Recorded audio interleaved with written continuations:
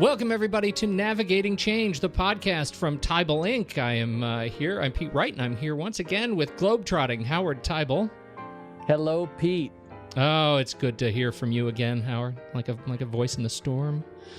I know. And we have a very special guest. I'm so excited about our special guest. A warm place in my heart for our special guest, Kelly Fox, Senior Vice Chancellor and Chief Financial Officer from my alma mater, the heart of the Flatirons, University of Colorado at Boulder. Good afternoon. Good afternoon, Kelly. How are you? Good. Thank you for having me. How is Boulder today? Please tell me it's as fantastic as it's always been. It is as fantastic as it's always been. It's a beautiful day here today. What's the temperature, Kelly? What are we talking right now? You know, I think we're in the low 70s today with bright blue skies, not a cloud in the sky. Bright blue skies here in Boston. It's just snowing. I'm just kidding. It came close, though. We're continuing this sort of ongoing conversation that Howard and I have had for some time now, and it's an important one. This idea of how we communicate financial and non-financial information, and the context of this conversation. Howard and Kelly are continuing this WACUBO-sponsored series of presentations with this very conversation at WACUBO coming up in Las Vegas, Nevada, Tuesday, May 6th. So if you're going to be in Las Vegas, well, if you're not, you should go to Las Vegas, and you should make sure that you go in early May so that you can see this fantastic conversation. What we're interested in here today, Kelly, is what your perspective is on how we change the way we talk about financial information, the impact of complex financial information with your various constituent audiences. And I know University of Colorado is in a very interesting space right now, and wonder if you could share some of those insights. Sure, I'd be happy to. I think we do need to do a better job of figuring out how to communicate with the public, with our internal audience, with our board, and it has to do with presenting information in a way that is meaningful. So you look at a spreadsheet, and those numbers don't really tell you anything. And if you put that up as part of your presentation, people don't walk away saying, "I understand exactly." I understand exactly what this means to me and why this is important. And so we have tried to evolve our presentation style to be more simplistic, to be more to the point, and to really understand who it is that we're talking to when we're talking to them so that they have a takeaway with an understanding of the finances. I think this idea of simplicity is an interesting one, and particularly in an area that tends to be full of complexity. Howard, what is your sense when you look at this from the perspective of storytelling? What's your take on this idea of simplicity? Well, that's at the heart of what we're going to talk about, is this idea that in the end, you're telling a story to a specific audience. And one of the things we're really going to get into is a simplistic, not simplistic, but a way of looking at this that will help your audience be connected to the direction you're trying to go. I think that what we've done, and I think, Kelly and I have had conversations about this in advance, we often give too much information, and what that does is that degrades the overall message. And in the end, you likely have a overarching key message you want to deliver to that audience, whether it's the board or your cabinet or to your staff, and you need to start from that place and then have what are your fundamentally key points that you want to make that support that message, and that's it. So we're going to get into that along with this idea, and this came out in WACUBO, and I think we're going to talk about this too, Kelly, is this idea that we have to stop using jargon, and not just outside of our areas, but even within our own areas, use plain English. I know from talking to you consider that to be a very important thing to do. No, that's exactly right. I think the jargon is part of the problem with delivering the message, and so it's taking things like cost categories that have been around for years and turning it into plain English that is meaningful to everyone. So instead of talking about academic support and instruction, you talk about just these are the resources we use to educate students, and that makes sense.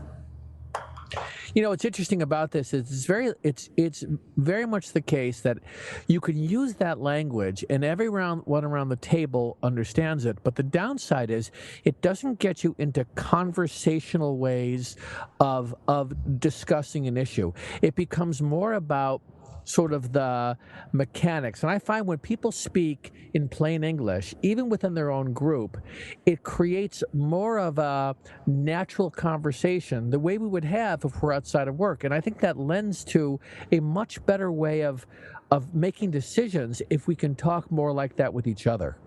Yeah, I completely agree with you. It becomes something of a positioning, of an asset to positioning your argument, right, or whatever your initiative is. Because my sense is when you are communicating complex or even challenging data, your bottom line sort of objective is to inspire some sort of action, right? How does this making this simpler, a jargon-free message apply to inspiring people to take action on your behalf? So I have a thought about that. I'd love to hear your perspective too on that, Kelly.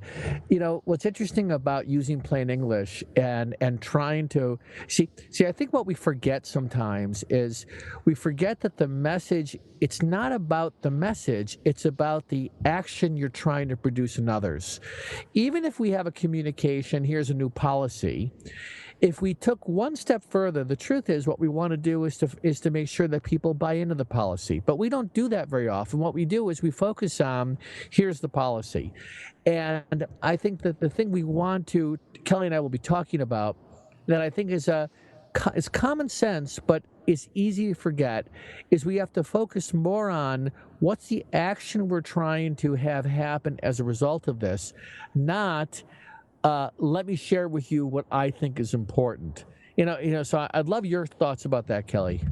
Yeah, no, I think that's exactly right. We've, at the University of Colorado, we've been trying a bunch of different methods to engage in a conversation around the budget and finances and policies. The idea if you create a dialogue and people are engaged, as opposed to just being a talking head, delivering words, we need people to understand where we are as a university. We need them to understand why it's important for us to change. We need for them to understand really where we stand financially in order for us to come together and move forward. And I'm finding that a more conversational, small group settings, as well as making use of technology to reach out, have been effective. Kelly, I wonder, could you talk just a little bit more about about the sort of communication infrastructure that you have going for you at CU? How do you work with the executive, their leadership team, in terms of getting the message out? What sort of support systems do you have in place to help spread the message that you're talking about here?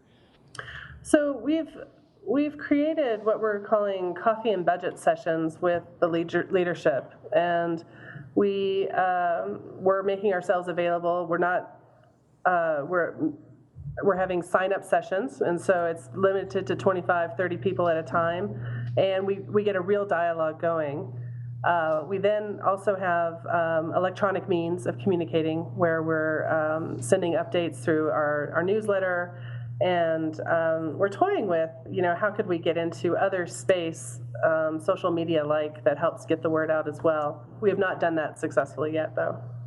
Because that actually becomes a different discussion, right? I mean, I think when we talk about communicating financial information, we're the natural assumption is you're presenting to some sort of an internal team, but it sounds like what you're talking about is positioning your discussion to a public audience. Well, actually, both. So I feel like our internal audience, our internal employees and students, need to have a better understanding of the university finances in much the same way that I feel the public at large needs to have a better understanding. And I've tried to make use of some infographics and other things to help simplify as I talk about it. An example that I've talked with Howard about is just talking about the amount of state support that we get. And it's one thing to say, we get $55 million from the state. And that sounds like a pretty significant amount of money. You could then turn that and say, well, that really means we get about $3,000 per student. Or you could talk about how, actually that's less than 1 penny of the tax dollars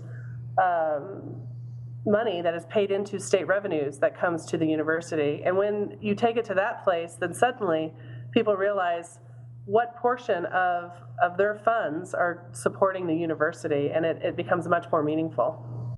When you start having this question of at what point is this state school no longer technically a state school? Right.